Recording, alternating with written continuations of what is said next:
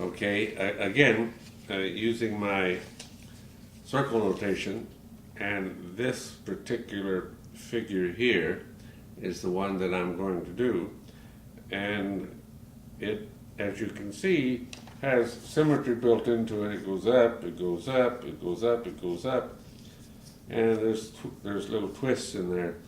But this is the kind of thinking you have to do before you start investigating.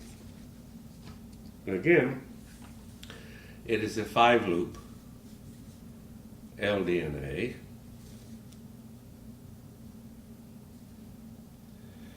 And the thumb goes up through and the little finger goes up through.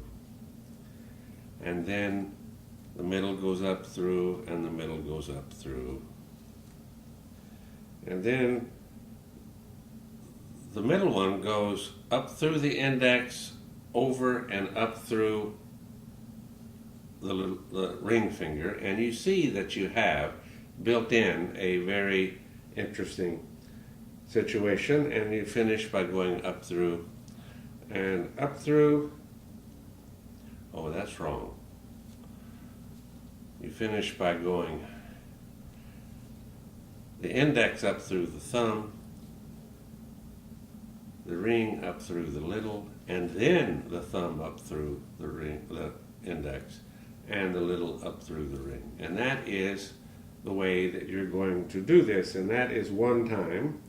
Now I have to do it 2 more, if I can do 2 more in this particular kind of a string, because it is, there we go, up, up, middles go up, the outside goes up through the middle, then the middle goes up through the thumb, the index, and then the ring, and then you have the index up through the thumb, and the ring up through the little, and the thumb up through, and the ring up through, and I'm getting pretty tight there. I think I can do 1 more. Okay, I will try. You notice how I saw it down so that I have room out on the sides. Up through, up through, I'm running out of room. Up through, up through, middle goes up through, and then up through, and then up through, and up through, and the thumbs, and the little fingers. And it says down here on my cheat sheet that I'm supposed to rotate once, twice, once, twice, and once. No, that's wrong. That's not the one I want to rotate.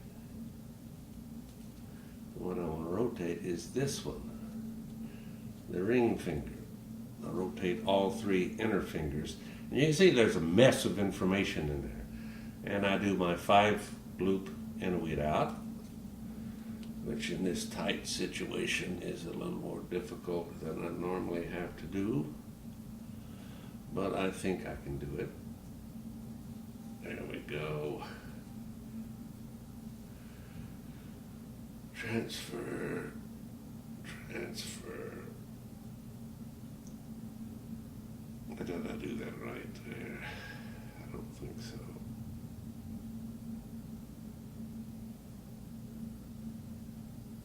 Okay. Drop. Drop. You see that you have to be certain whenever you get into these tight situations that you know exactly what you're doing with the loops. Because if you don't, you make mistakes, and I might have made a mistake, but I don't know, and you'll see what happens when I power lift this mess out. Okay, here goes. And I might want to cross across it a little bit there. And there it is. It's, again, a very complex figure. And it is a resultant, and I will now show you the way it looks to me, because some of these look different from one side or the other. And there it is. And you can also see how I am uneven in my hands. This triangle is much smaller than that triangle, or quadrilateral.